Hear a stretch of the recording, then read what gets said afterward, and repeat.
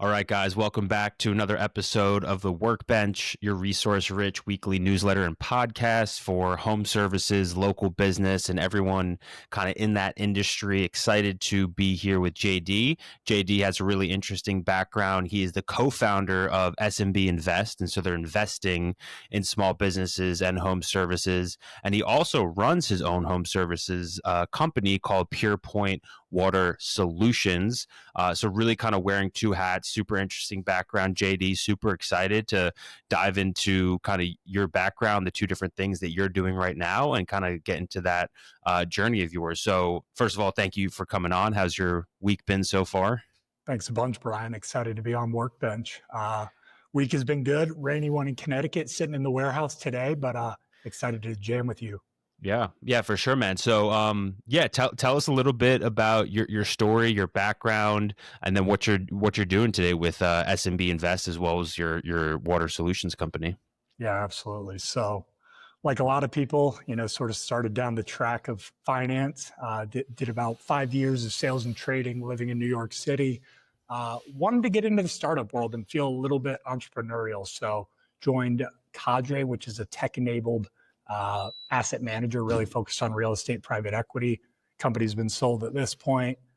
Worked at Titan, which was a more early stage fintech, again, another investing startup. Back to the institutional world, and then it was time to get into the SMB game. I've been investing in some small business deals since 21. I was writing a newsletter helping buddies raise money for deals they were doing. And it was just my turn. So we can dive into a bit more, but had a deal under LOI last year, took a stall, and ultimately it died out on us. So we went back to the drawing board and said, hey, let's start a business. So doing some stuff on the water treatment side, and then obviously we'll talk about SMB Invest as well, where we're helping searchers raise some money. Yeah, definitely. So talk to us first about PurePoint Water Solutions. What is that business and how'd you get it started? Yeah. So in 2021, one of my best friends from high school bought a medical water treatment business. I had never really thought about water treatment. Yeah, you hear about our water quality not being so great, but I grew up on city water and never thought too much about it. I fell in love with businesses that operate in a dealer model. You hear a lot about like car dealerships, but there's this whole class of businesses that work under different manufacturers, and they effectively almost look like a franchise, and water treatment very much looks like that. So we said, hey, what is a essential service, or rather like an essential product that homeowners are going to need? Our water quality isn't getting any better over the next 10 years. And we sort of landed on water treatment. We called a couple of manufacturers, said, hey, we're looking to sell your products in wealthy territories. They said, that sounds great. I mean, you don't even pay to become a dealer. We did a quick training with the distributor and truly started buying ads and doing water tests for people, starting to sell equipment. So you can really just call companies and say, hey, I'd like to make you some more money, and they'll generally take that call. Oh, love it. So with the water, walk us through the process of what a job looks like. What are you installing? What's the price point? If you can get into that, walk us through, what a successful job looks like for a water solution company. Yeah. So our goal is to go in and treat both the water that goes on homeowners and in homeowners. So you can really think about it in two different capacities. We're generally going to be testing the water to start. We want to show homeowners what's exactly in your water. There's actually some neat resources that track public water, but up here in Connecticut, there's a lot of folks that live on wells. So well water is gnarly, and these people have to treat it. So we'll test their water, discuss the results, and then there's really two different options.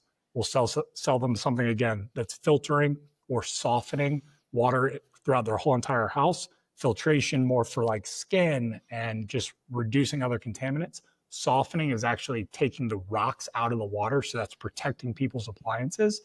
And prices there range anywhere from $2,000 up to $7,000 or $8,000 for like a whole house system. A lot of people obviously care more about the water that's going in them, so we do a lot of drinking water systems as well. Typically, it's called a reverse osmosis. It's about as pure of water you can get outside of a lab, and we just install that under the kitchen sink in somebody's house. So, we look back at a really good job, average ticket north of $7,500, but don't get me wrong, we hit some singles and doubles with like $1,000 to $2,000 drinking water tickets too. Yeah, I moved into my sister's house in Austin recently, and she has underneath the sink as well as the whole house filter. So I didn't go through the process of personally paying for that and installing that myself, but those are definitely things we have here in this house, and I feel like you can certainly tell a difference with the quality of water that you're showering in and drinking. Given your background in finance, I think you would probably be a great candidate for buying a business. I'm going to assume financially literate. You understand how to get loans and buy businesses and read a balance sheet and do all the things that you need to know how to do to buy something opposed to build it. So why buy? Why build and not buy?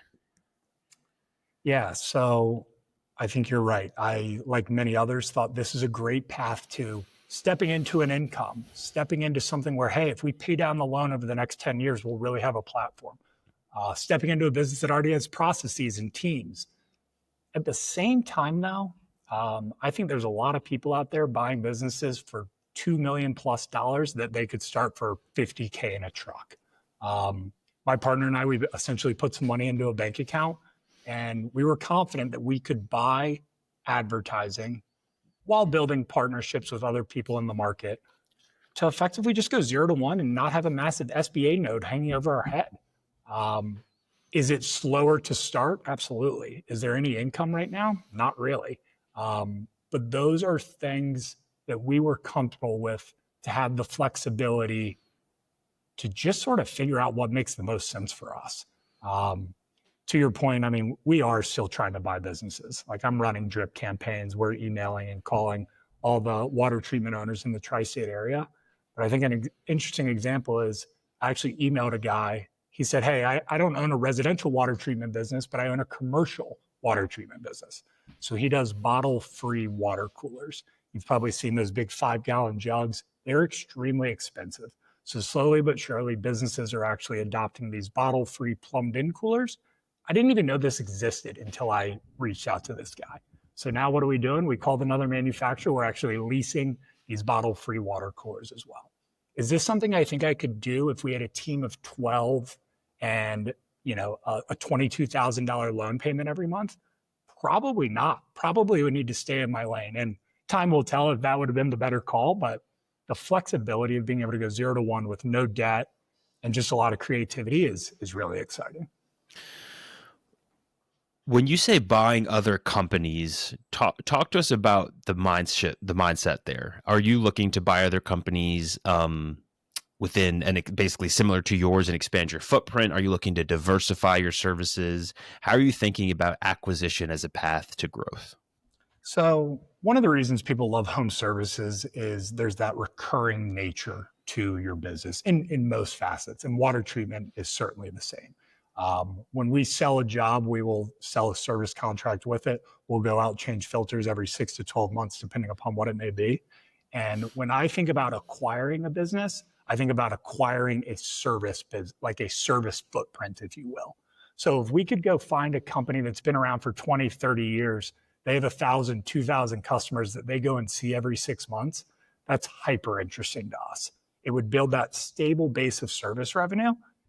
And most likely, we'd be able to upsell a lot of those customers into new filtration systems or just additional stuff. I'm less interested in going and buying a company that's 80% new equipment sales because, sure, that guy probably has built some decent relationships. But once he's out of the picture, are we still going to be doing sales at that same velocity? I'm not sold on that. So if we, again, can buy recurring revenue, that's where I would feel comfortable paying some sort of real multiple for it. Now, for me personally, and I think for a lot of people who are watching this, the concept of buying another business can be scary. Do you just take money out of your company bank account and hand it to the owner? Do you need to get loans and debt? And I think all of it's a little bit mystifying if you've never done it before. So especially for someone with a financial background, can you walk us through like buying a business 101 and how you go about financing a deal like that? Yeah, absolutely. So I think the first part of buying a business is, frankly, building a very good relationship with the current owner. It is a partnership. And don't get me wrong, like once he hands over the keys and the wire hits his bank account, he's less involved. But at the same time, you really got to build that relationship. From there, like anything else, you got to figure out what it's worth. And what it's worth to you may be very different than what it's worth to the current owner. So trying to apply some sort of valuation of the business. You hear people talk 3 to 5 times earnings. So what is the owner taking away, both in the form of like a salary or just, regular distributions, plus what is the business earning? So once you have a valuation, let's say it's $2 million. The business is doing $500K in earnings. We'll pay 4 times for that earnings, call it about $2 million. There's a lot of folks that can probably talk to it a bit better than I who've actually closed an SBA loan, but the SBA requires only requires 10% equity injection. So on a $2 million business, that's roughly $200,000. The remainder of that could be financed solely through a bank or solely through an SBA loan. What a lot of folks are doing and what we've really tried to position to folks or to owners is, hey, we want you to actually come along for the ride for us. So let's say we're buying his business for $2 million. We say, we'd like you to maintain a 10% equity stake in the business. We actually want you to hold $200,000 worth of the business. So now all of a sudden you got a pretty interesting little stack. Business owners holding 10% or $200,000. Now, 10% of the money that we're going to put into it is, again, equity. So there's another $200,000. The remaining $1.6 million in this example would be coming from the bank. And we can talk more about S&D Invest, but that's where the platform we've built steps in to help searchers raise that $200,000 or the equity injection that they need for their business. So combination of cash and debt to get to the full pie. Yeah. Tell us more about S&B Invest and what you're working on over there. Yeah, so saw a post on Search Funder. I guess this was back in December. I had a deal under LOI since July. The deal ultimately fell apart in December. I was like, all right, let's do something a bit new and different. So I met 2 guys, Taylor Wallace and Landon Clay. Taylor had recently sold a doggy daycare business that he bought to private equity, and he had just built a pretty good network in the ecosystem. We both see a lot of deals. We all 3 see a lot of deals. And we frankly know people that are looking to invest in them. So we said, hey, let's try and put 2 and 2 together. Effectively, S&B Invest allows searchers to market their deal to high net worth investors. A deal that we published last week, for example, was a bakery equipment distributor. The guy had 10 years in finance. He had raised about $600,000 of capital himself, was looking for another 250 to get the deal done. Marketed his platform to our investor base, connections happen, and it goes from there. But really just trying to play a part and help guys raise the money to get some deals done. Got it. So with S&B Invest, it sounds like it's a way so you guys sort of act as an intermediary to introducing people wanting to sell, people wanting to buy. Is that right? Yeah, so we're an intermediary really for people wanting to raise money for a deal that they're going to buy. So less like business brokerage, more capital connecting, if you will. Got it. Almost like a placement agent, but we don't charge any fees. It's more just for fun. Yeah. So I think that's an interesting segment that most people may not be aware of. So can you walk us through like I think people are so familiar with venture capital, right? Like you have these big fancy VC firms and they invest in these high growth tech companies, et cetera, et cetera. Like who's looking to put $150,000 into a bakery equipment business and vice versa? Who are the SMBs looking to raise money? Like just walk us through this whole world, because I don't think a lot of people are really familiar with it. I think it's slowly but surely going to I think it's going to steal some of the mind share from angel investing and VC investing. You can frankly see pretty similar returns in some cases, especially on a portfolio basis. I think the data that everybody always points to is the Stanford traditional search fund data, and it shows small business life. Here's the UPS guy banging on the garage. All good. The Stanford search fund, I mean, their historical IRR is north of 30%. So it's buying into businesses with a ton of alignment with the guy who's actually going to be running the business, because they're typically personally guaranteeing the loan. They're typically using quite a bit of debt, but there's also cash flow already existing in the business. So again, it's a little less pie in the sky. And to your earlier question on, who's actually looking to invest in these deals, I think today it does lean a bit more towards the finance and investment crowd. It's folks that understand sort of the power of buying a business for these cheap multiples. I mean, businesses in the public markets are trading for 10 times plus earnings, and for good reason. They're public scaled businesses. But if you can find a good business for 4 times earnings, throw 75% debt on it, it can shake out to a pretty interesting outcome.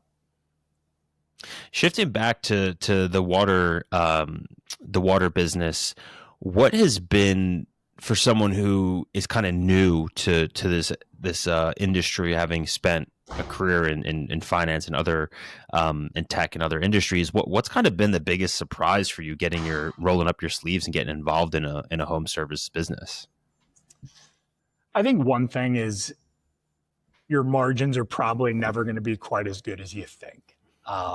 Everybody needs a piece of the pie, and we've built great partners. So today, all of our installations are done by subcontractors. And again, I mentioned it with the manufacturers earlier, but you can just pick up the phone and call people and say, hey, let's partner and do some jobs together, which I think is a concept that's kind of foreign to the white collar worker, but everybody's trying to make money. And if you can help other people make money, it can be done. But like looking back at the model we had drawn up sort of beginning of the year, like gross margins on each job are a little bit lower than I would have thought. And why is that? Because the plumber needs to get his on the install. Okay. So for someone that went from a more traditional career path in tech and finance to now rolling up your sleeves and jumping into the home services industry, what's been the biggest learning or surprise for you in starting and running PurePoint? There's been a lot. We've learned a lot really quickly. I think one is your model is cute, but it's not gonna. It's more like art than science. We had built a pretty precise model trying to understand conversion rates and margin for each job, sort of how I had done like in my whole career in finance, and really trying to build out certain KPIs. And then you get in here and you realize that certain stuff just doesn't matter. What really matters, at least going 0 to 1, is all top of funnel. So we're actually okay giving away margin on some jobs just to get more jobs done. Will that be the case 6 to 12 months from now? We'll see. But I guess like a big learning was just a lot of the stuff that happens below the fold. Don't waste your time. Just get the phone to ring. That's all that matters in the earliest days. Preaching to the choir. We had our one software company, and then just a couple months ago launched, our second app. And for us, the margins are solid because it's software, naturally. Right. But all we care about is getting more paying customers. And for us, luckily, churn is effectively 0 right now. So once we get them in the door, they've been sticking around. And so for us, if we're not getting new customers to sign up or making sure that our current customers are happy, we're probably not doing the right thing and not spending our time in the right place. And down the road, when you have a $7, $10, $20 million business, it becomes about, okay, how can we extract more margin from that $10 million top line?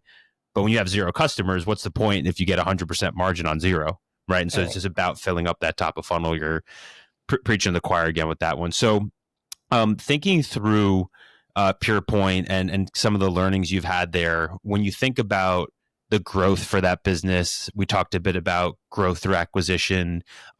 We've talked a bit about, subcontracting and how that can help you expand. How are you thinking about the next 12, 18, 24 months and the growth of this business? Yeah. So I think we need to fine tune our marketing for sure. So I am dangerous on sort of digital marketing front, but we did hire an agency. It was actually nice. He has an agency solely focused on the water treatment space. So very much day one, understood exactly what we were trying to sell, works with other dealers across the country. So sees what's working, what's not. We need to turn the volume up there a bit. Now that we've had about a month or two of getting good data, we're starting to understand what customers are looking for. So again, just repositioning as to what people want versus what we want to sell them. Second, yes, I would like to think we'll acquire a business in the next 12 months, again, with a hard focus on like a service revenue base. I'm thinking of this one business. I spoke to a lady earlier this week. Her and her husband have been doing it for 30 years. They absolutely love the business. They have over 1,000 clients. As a standalone business, it's not that attractive, maybe 500,000 in sales, but I mean, it's very high margin service work. And these are folks that generally only have one piece of equipment. So if we could acquire that business, all of a sudden have 1,000 customers and then potentially some folks to upsell, that would be super interesting. Yeah, go ahead. Wanted to get your read on a business model I saw on Twitter. When was it? Last week, maybe. Basically, they raised a bunch of venture capital. Okay. And what they've done is buy a bunch of pool cleaning companies and then build their own dedicated software to run that. And then hopefully we'll sell that software to other pool cleaning companies. We have a customer, Shayna at Dog Drop. They've built a dog daycare with proprietary software. What do you think of that idea as someone with tech background, specifically of home services plus SaaS all rolled into one? I think building a vertical SaaS company is very hard. I also think building a home services company is very hard. So doing both at the same time sounds really hard to me. For sure. That said, capital is capital. I'm not certain the LPs investing in these venture funds knew that they were going to be rolling up pool businesses with their dollars. But if you can find a way to effectively acquire customers by acquiring these businesses, acquiring customers for the software business by acquiring the pool business, it's fairly interesting.